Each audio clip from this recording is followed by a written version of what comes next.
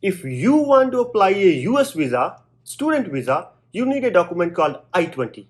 Without it, you can't even think of applying US visa. Yes, I-20 is that important. Each and every student who gets admitted to US universities, doesn't matter which program, it's a MBA, undergraduate, PhD, masters, needs I-20. Each and every single one of them needs I-20. Although the process to apply I-20 is fairly simple and it's same for everybody, yet students tend to make mistakes and sometimes blunderous mistakes that can sometimes jeopardize their future immigration status and their future career.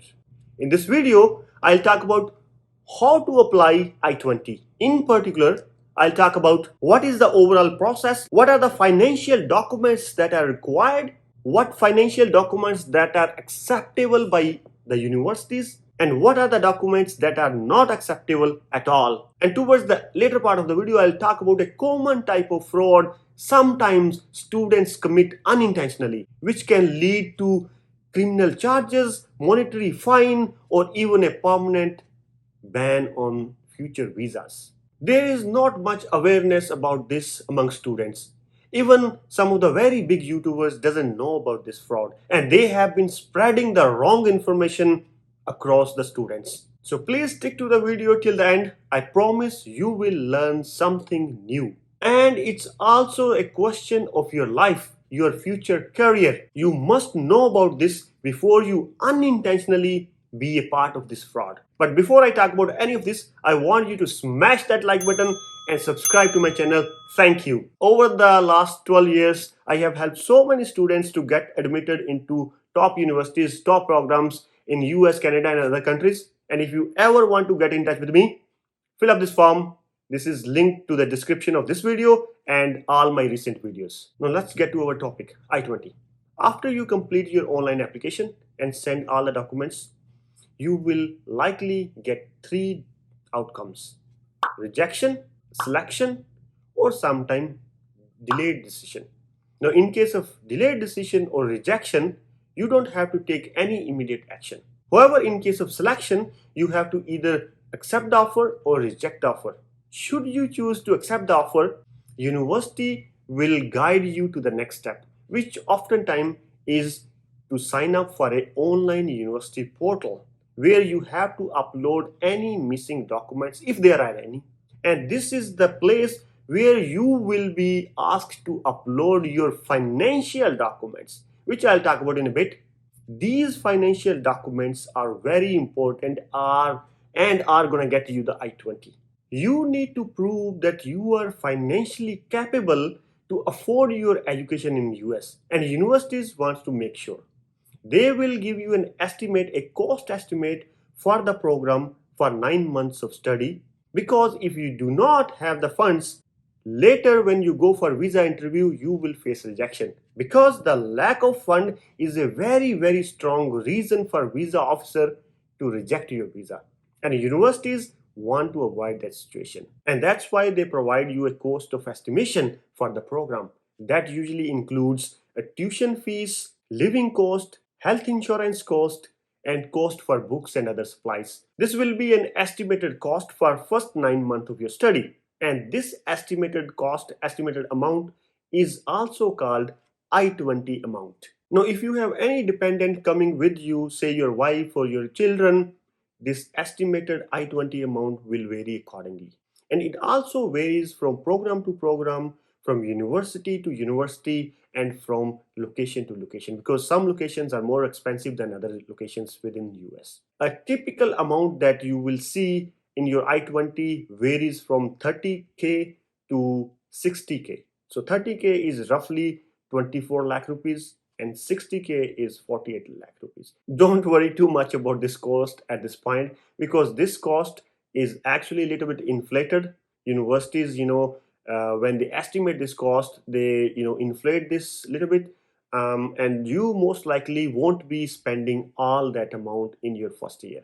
For example, when universities estimate this cost, they assume that the student is gonna live in the university provided housing, which is oftentimes very costly. However, when students come especially international Indian students, they live off campus, shared accommodations, and they can save a lot of money, uh, from the living cost. So you most likely will not be spending all the amount.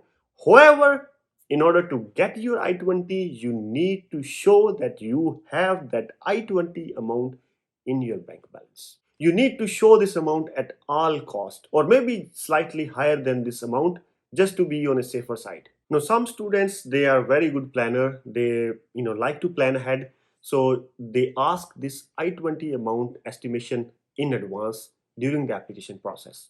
You can get this estimation either on your school website, or you can ask from International Student Center from your college, your university, or you can also ask this estimation from your graduate or undergraduate coordinator, whichever is applicable for you. Remember, the I20 only mentions an estimated amount for 9 months only. If you get an estimation from your school officials or your college website, make sure that estimation is for 9 months and not for 12 months. If it is for the 12 months, you can do the math yourself and change it to 9 months. Now, here is the important part.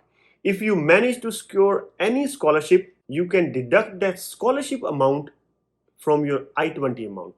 And in that case, you only need to show the remaining balance amount. For example, let's say if your I20 amount is 30K and you manage to secure a scholarship that is worth 20K, in that case, you only have to show 10K remaining balance. Undergraduate and master students sometimes also get a partial or full tuition fee waiver.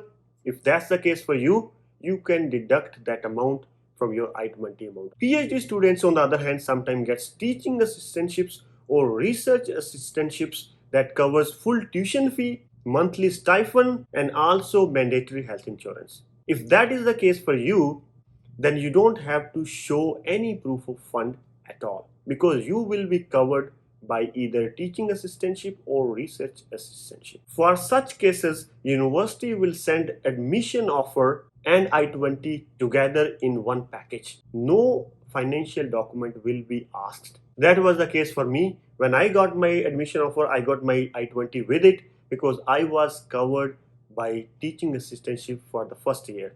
So I was never asked to upload any financial document in the university portal. Now let's talk about what you can show as a proof of fund. Now these funds should be easily available to you. Of course, the first type of fund you can show is liquid money in your bank account. Either saving account or checking account or current account, doesn't matter. But as long as you have the money in your bank account, that's very good. You need to get either a bank statement or a balance certificate from that bank. Some universities ask for balance certificate, others might ask for a bank statement, and many universities accept the both. And you can show the money in different accounts. It doesn't have to be in one account. And I do understand middle class students might not have that kind of money in their bank accounts. In that case, you can also show money in your sponsor's bank account, and there could be multiple sponsors. For example, your mother, your father, or your guardian. Now, in case of sponsor or multiple sponsors, you have to provide an affidavit of support from each of your sponsors. Here is a typical example of that affidavit, but you can find the exact template on your university website. Some universities may ask you to get it notarized, others may not. That you have to check with your university. Check what your university is asking to do. Now, do not borrow money from your friends and deposit in your account and show that money as your money. That is a fraud. That is the fraud I was talking in the beginning of the video. Do not do that. There have been multiple cases, multiple incidences where a student had been charged with such a visa fraud. Here is an example. This is a government website, Department of Justice, and you can read the full article yourself. I will leave the link in the description. 9 students from Nepal who attended Kansas State University charged with visa fraud. It clearly says, beginning of the fall 2028, all 9 students obtained temporary possession of financial resources for the purpose of obtaining the statement from the financial institutions to support their false claims that each personally had the needed funds. Each of the students temporarily obtained funds from the fellow Nepali students and deposited the funds in their bank accounts. After obtaining a notarized bank letter they returned the funds to other students. If convicted, each of the defendants face a maximum penalty of 10 years in federal prison and a fine up to 250K each count. Don't borrow the money from your friends. It's illegal. It's a fraud. This is what I mentioned in the beginning of the video, that sometimes students unintentionally commit this fraud, commit this crime. And this could be very serious. If caught later, you could be fined, you could go to jail. And surprisingly, many of the big YouTubers, they don't know about this, and they have been spreading this wrong information among the students, and they have been advising students to borrow money from their friends and deposit in their bank account, generate a statement and submit it to the university to get I-20. And this is really very bad, very wrong. You could really go to jail. So please do not do that. If you don't have the money, there are many other ways that will get you I-20. The next one is loan sanction letter. Now, loan sanction letter is also a valid proof of fund that can be counted towards I-20 amount. But there is a problem with it. Many banks in India will ask you to provide a proof of admission or an I-20 in order to sanction or give you a loan sanction letter. And that's a problem. You obviously don't have I-20 because the very first reason that you are asking loan sanction letter is to get I-20. You will be stuck in that situation. That happened in the past to few of my students, and they could not get the loan sanction letter, and I could not help them at the time. But luckily, now I have a solution. If you ever feel that you are stuck in this situation and you cannot get the loan sanction letter, you cannot get the I-20, don't worry, I have a solution. Fill up this form. This is a loan request form. We have tied up with few of the banks, very big national banks in India. The link is in the description of this video and all of my recent videos. And if you fill up this form, somebody from Edflight will contact you and we can help you get your loan sanction letter without I-20. Again, the link is in the description. The third type of fund that you can show is scholarships. As I already talked a few minutes earlier, if you manage to secure any scholarship, you can deduct that scholarship amount from your I-20 amount. In that case, you only need to show the remaining balance amount. And the next one is FD, fixed deposit. Many universities count the fixed deposit FD amount towards your I-20 amount. But few universities I have noticed do not. Here is an example. This is National Louis University, and you can see here the following types of funds are not accepted. Funds that are not immediately accessible. Fixed deposits means FDs. And there are a few more universities like this. So my recommendations to you, if you have an FD, you try to dissolve it in advance and deposit the money into your saving account or personal account, checking account, and generate a bank statement. If not, then make sure you check with your prospective university or college and ask them if they accept FD as a proof of fund that can be counted towards I-20 amount. Now let's talk about what is not accepted as proof of fund towards your I-20 amount. Property or solvency statements, retirement accounts, pension funds or provident funds, documents older than 6 months, life insurance, tax return forms or documents, funds that are not immediately available, salary statements, balance in the investment portfolio, for example, stocks, bonds, or real estate. However, there is one exception to this, that is CMU, Carnegie University. CMU considers investment account like your stocks, bonds, or real estate, any investment account into consideration and accepts it as proof of fund. It takes 50% of your investment account balance as a valid proof of fund and counts it towards I-20 amount. So there are a few other universities like CMU that have slightly different rules, but in general what I have discussed in this video are the common type of funds that are acceptable and counted towards your I-20 amount. Let's talk about common type of mistakes on I-20 and most importantly how to avoid those mistakes in our next video. So stay tuned and don't forget to subscribe.